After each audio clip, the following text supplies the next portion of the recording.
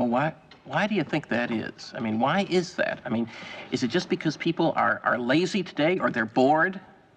I mean, are we just like bored, spoiled children who've just been lying in the bathtub all day, just playing with their plastic duck, and now they're just thinking, well, what can I do? Okay, yes, we are bored. We're all bored now. But has it ever occurred to you, Wally, that the process that creates this boredom that we see in the world now may very well be a self-perpetuating, unconscious form of brainwashing created by a world totalitarian government based on money, and that all of this is much more dangerous than one thinks, and it's not just a question of individual survival, Wally, but that somebody who's bored is asleep, and somebody who's asleep will not say no?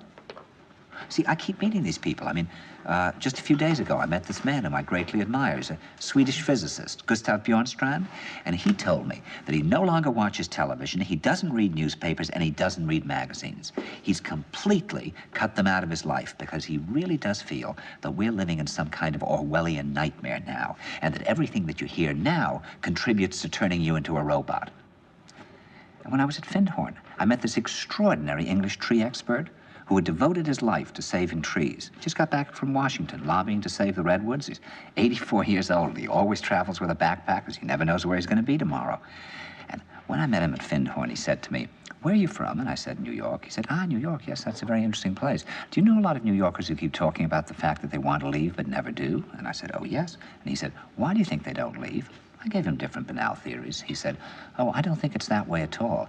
He said, "I think that New York is the new model for the new concentration camp, where the camp has been built by the inmates themselves, and the inmates are the guards, and they have this pride in this thing they've built. They've built their own prison, and so they exist in a state of schizophrenia, where they are both guards and prisoners, and as a result, they no longer have, having been lobotomized, the capacity to leave the prison they've made, or to even see it as a prison." And then he went into his pocket and he took out a seed for a tree and he said, "This is a pine tree." He put it in my hand and he said, "Escape before it's too late." See, actually for 2 or 3 years now, Chiquita and I have had this very unpleasant feeling that we really should get out. And we really should feel like Jews in Germany in the late 30s. Get out of here.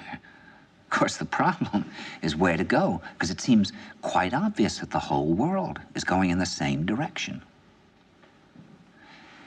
See, I think it's quite possible that the 1960s represented the last burst of the human being before he was extinguished, and that this is the beginning of the rest of the future now, and that from now on there'll simply be all these robots walking around, feeling nothing, thinking nothing, and there'll be nobody left almost to remind them that there once was a species called a human being, with feelings and thoughts, and that history and memory are right now being erased, and soon nobody will really remember that life existed on the planet.